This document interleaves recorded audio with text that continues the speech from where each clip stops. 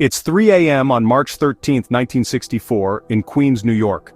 A lone woman, 28-year-old Catherine Kitty Genovese, walks home after her bar shift. Suddenly, a figure emerges from the darkness. A scream is heard.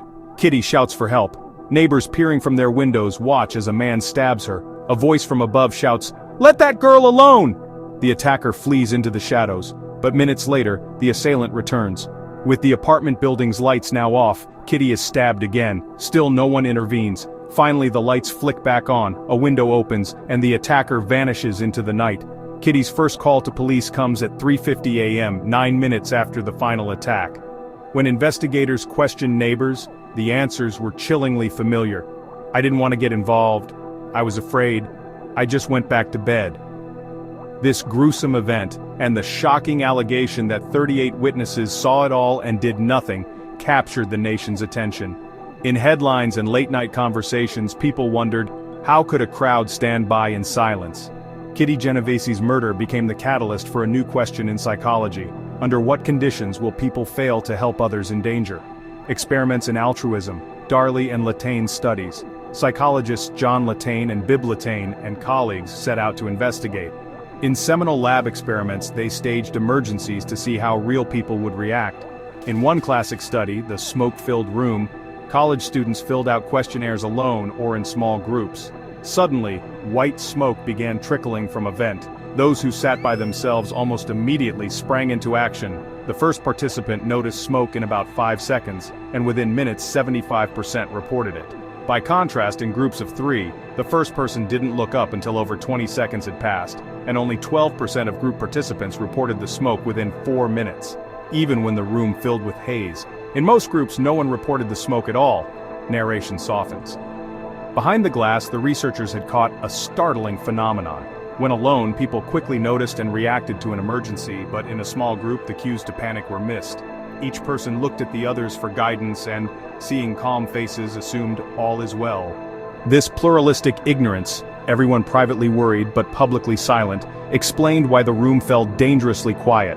As smoke billowed higher, bystanders convinced themselves that the situation wasn't serious, since no one else seemed alarmed.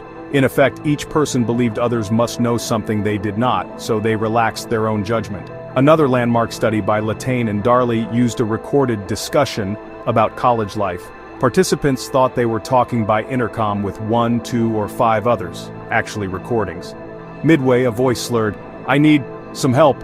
I think I'm having a seizure." The experimenter timed how long it took for the lone participant to leave the room and get help.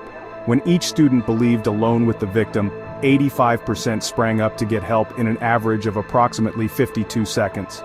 But in groups of 6, the participant plus 5 others, only 31% ever went for help, and on average 166 seconds elapsed before someone moved.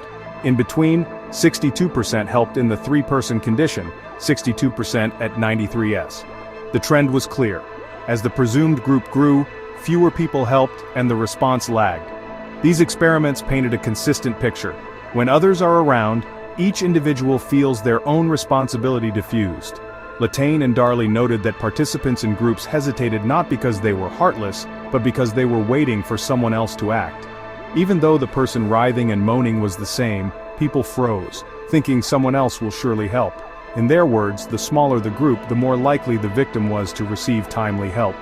More tests and tales, other cases of inaction. The bystander effect has been echoed beyond Kitty's tragedy in Darley and Latané's lab. In a famous 1969 field experiment, psychologists led by Pilyevin simulated emergencies on a New York City subway. A stooge collapsed as passengers watched. When he clutched a cane, looking ill, help came almost immediately. In 62 of 65 trials, people intervened, but when the victim smelled of alcohol, appearing drunk, only 19 of 38 riders helped. In short, visibly ill people almost always got aid, while drunk victims were often left bleeding on the floor. The study also found that once one passenger helped, others usually joined in, suggesting help can spread, but the key was that someone had to break the silence first. Surprisingly, even children exhibit bystander hesitation. In one experiment, 5-year-olds eagerly helped when alone, but helped significantly less when other children were present to assist. This suggests a very early grasp of "someone else will do it" or fear of looking foolish in front of peers. Young kids showed a miniature version of diffusion of responsibility. In the digital age, the phenomenon plays out on our screens. In 2017, a Chicago police report described a live-streamed assault. About 40 people watched a 15-year-old girl being attacked on Facebook Live, and none called 911. By contrast, only a witness's phone recorded the crime. This horrific case is a chilling example of the bystander effect transposed online. With virtual crowds, no one steps forward to act. These experiments and stories, from NYC subways to Facebook feeds, underscore the stubborn reality of bystander apathy. It's not just a quirk of a few people, it's a human pattern observable across ages and settings. Why people freeze? Unpacking the psychology, psychologists explain the bystander effect with several key processes. Diffusion of responsibility is one. In a group, each person unconsciously divides the duty to act among everyone present. As Latané put it, diffusion of responsibility occurs when a duty or task is shared between a group of people instead of only one person. The more people around, the less any single individual feels "it's on me" to help. Pluralistic ignorance is another culprit. In an ambiguous situation, people look to others for cues. If no one else reacts with concern, everyone assumes it's a false alarm. In Latané and Darley's smoke experiment, each student looked around and saw calm faces, so each concluded the others knew something they did not. In short, if nobody else is worried, maybe I shouldn't be either, a collective misreading of the scene. A third factor is evaluation apprehension, the fear of being judged by bystanders. People worry, what if I help and make a mistake or embarrass myself? In public emergencies, the dread of looking foolish or infringing on social norms can paralyze action. As one summary notes, individuals may hold back if they are afraid of being superseded by a superior helper, offering unwanted assistance, or facing legal consequences of offering inferior and possibly dangerous assistance. Bullet points for clarity. Diffusion of responsibility. When others are present, people feel less personal accountability. Each assumes someone else will step in. Pluralistic ignorance. In uncertainty, we look to peers. If everyone else seems calm, we wrongly infer it must not be an emergency. Evaluation apprehension. Fear of social judgment or making a mistake can inhibit helping. No one wants to look foolish by overreacting or breaking social rules. Combined, these forces create a dangerous silence. Even with good intentions, people stay frozen, assuming help isn't needed, someone else will act, or they might pay a social price. Breaking the spell. Your role in breaking the silence. The bystander effect can feel discouraging, but understanding it is the first step to overcoming it. You now know that inaction isn't necessarily cruelty, it's often a psychological byproduct of crowds. Next time you hear a cry for help or see someone in distress, pause and reflect. Is this one of those moments? Remember that help, once given by someone, tends to ripple outward. Be the first to act, and you may spark a chain reaction. Imagine you're on a bus and someone falls. You might think, oh, others will help.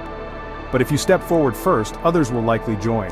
Or if at home a neighbor needs a ride to the doctor, rather than assuming another will volunteer, pick up the phone. Your action matters. The legacy of Kitty Genovese teaches us that each person's choice makes a difference. The next time a voice cries out, whether in a dark street, a crowded station, or on your phone screen, don't let silence win. Trust your instincts, trust yourself, speak up, call for help, intervene if you can safely, challenge yourself. Could you be the one to break the silence? We all have the power to act when it counts. The moment is now. Stand up, speak out, and be the help you wish someone had given Kitty.